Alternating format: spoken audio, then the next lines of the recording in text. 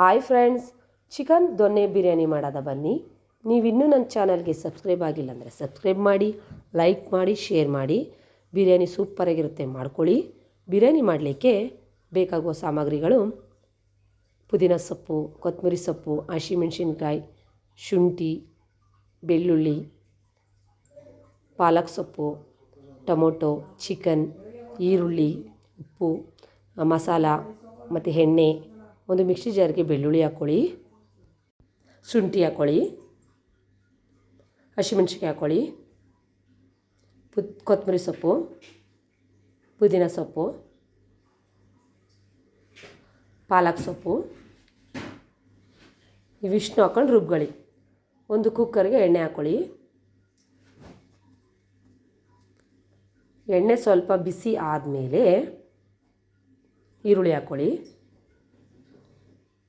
ಈರುಳ್ಳಿನ ಸ್ವಲ್ಪ ಫ್ರೈ ಮಾಡಿ. ಈರುಳ್ಳಿ ಸ್ವಲ್ಪ ಫ್ರೈ ಆದಮೇಲೆ ಟೊಮೊಟೊ ಹಾಕ್ಕೊಳ್ಳಿ. ಟೊಮೊಟೊನ ಹಾಕ್ಕೊಂಡು ಫ್ರೈ ಮಾಡಿ.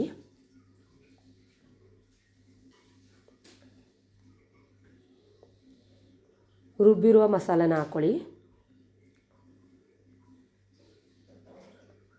ಅದನ್ನು ಹಾಕ್ಕೊಂಡು ಚೆನ್ನಾಗಿ ಮಿಕ್ಸ್ ಮಾಡಿ ಫ್ರೈ ಮಾಡಿ.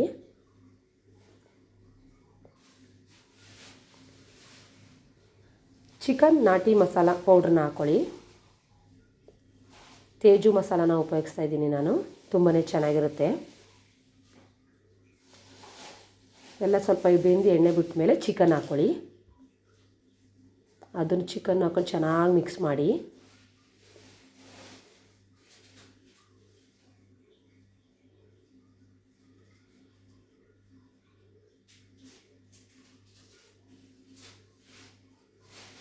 ಚೆನ್ನಾಗಿ ಮಿಕ್ಸ್ ಆದಮೇಲೆ ಅಕ್ಕಿನ ಹಾಕ್ಕೊಳ್ಳಿ ತೊಳ್ಕೊಂಡು.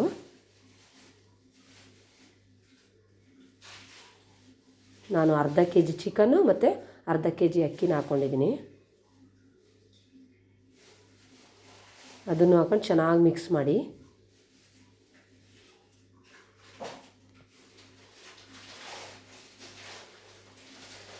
ಮಿಕ್ಸ್ ಆದಮೇಲೆ ನೀರು ಹಾಕ್ಕೊಳ್ಳಿ. ನೀರು ಹಾಕ್ಕೊಂಡು ಎಲ್ಲನೂ ಚೆನ್ನಾಗಿ ಮಿಕ್ಸ್ ಮಾಡಬೇಕು.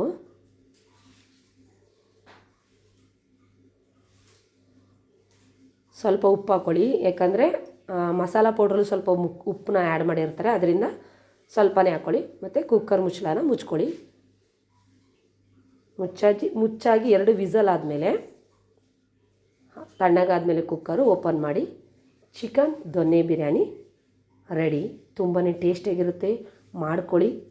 ಸೂಪರಾಗಿರುತ್ತೆ, ನೋಡಿ, ಟ್ರೈ ಮಾಡಿ.